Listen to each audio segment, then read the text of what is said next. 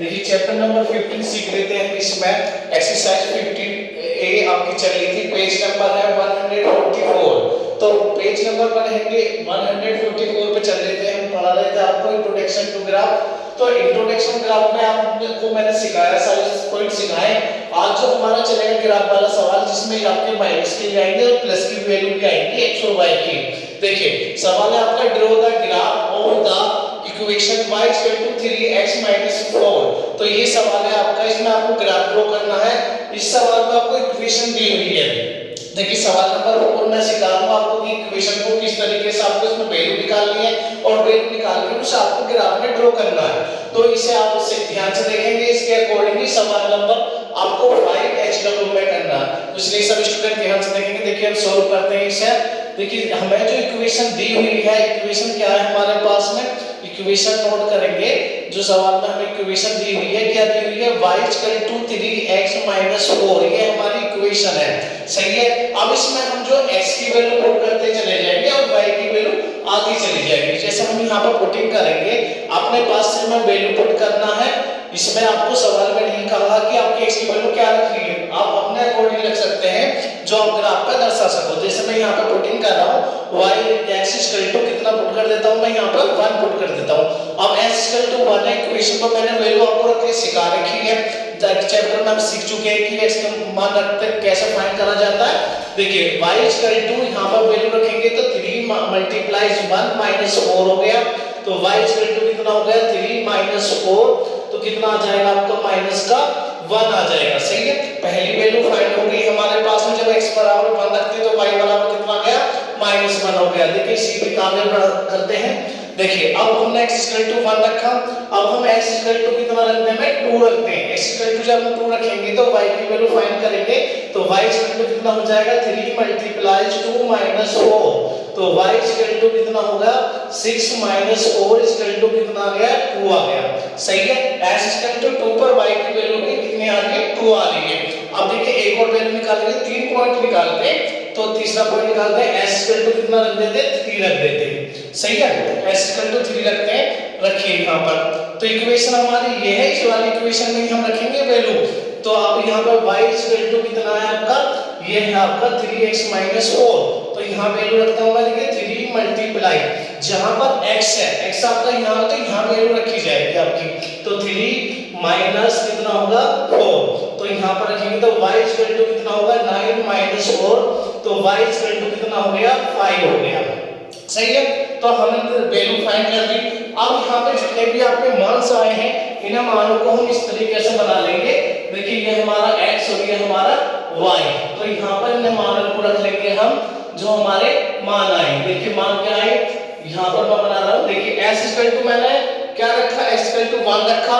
जब मैं x equal to 1 रखता हूँ तो y की वैल्यू क्या आती है, इक्वेशन से निकल के माइनस का 1 आती है। और यदि x इक्वल टू मैं कितना रखता हूँ, 2 रखता हूँ, तो y की वैल्यू कितनी आती है, प्लस का 2 आती है। देखिए यहाँ पर s की वैल्यू कितनी रखी मैंने, 2 रखी, तो y की वैल्यू कितनी निकल आई, 2 आई। और यदि s की वैल्यू मैंने कितनी रखी, 3 रखी, तो y की वैल्यू कितनी आती है आपकी, 5 आती है, ठीक है। तो हमने x और y, x की वैल्यू रखते चले गए और y की वैल्यू हमारी आती चली गई। तो ये हमारे मान हो गए। और मैंने आपको पॉइंट सिखाए थे, तीनों पॉइंट नोट को मैं एल्फाबेट में नाम दे देता हूँ, a, यहाँ पर b, यहाँ पर c। तो ये मान हो गए। हमें जो पहले वाले जो सवाल दिए गए थे उसमें इस तरीके की दी हुई थी, यहाँ पर हमें इक्वेशन नहीं थी इनमें। अब हमें इस इक्वेशन दी हुई है, इस इक्वेशन के अकॉर्डिंग हमें x और y के मान निकालने के बाद अब हमें ग्राफ में रखने हैं। देखिए ग्राफ में रखना सीखेंगे, किस तरीके से रखेंगे, जब हम यहाँ पर देखेंगे अपने मानों को।